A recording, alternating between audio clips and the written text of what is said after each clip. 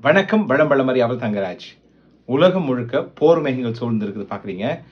Russia யுக்ரைனில் யுத்தம் நடந்துட்டு இருக்குது.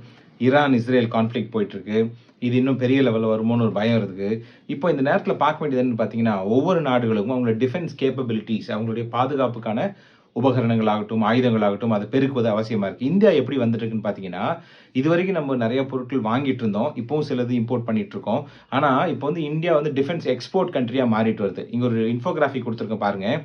2018லேருந்து 2025 வரைக்கும் இந்தியாவுடைய டிஃபென்ஸ் எக்ஸ்போர்ட்ஸ் எவ்வளோ உயர்ந்திருக்குன்னு. இந்த கொரோனா காலகட்டத்தில மட்டும் ஒரு குறைஞ்சிருக்கு. ஆனா தொடர்ந்து ஸ்டெடியா இம்ப்ரூவ் ஆயிட்டு இருக்குது.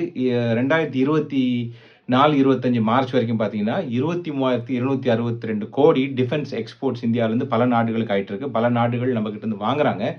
ஸோ இது இந்தியாவுடைய டிஃபென்ஸோட கேப்பபிலிட்டிஸ் அதிகரிக்கும்னு நம்புறோம். இந்த மாரி தகவல் தெரிந்து கொள்ள நம்முடைய சேனலை சப்ஸ்கிரைப் பண்ணி பாருங்கள். நன்றி. வளம் வளமறியாமல்.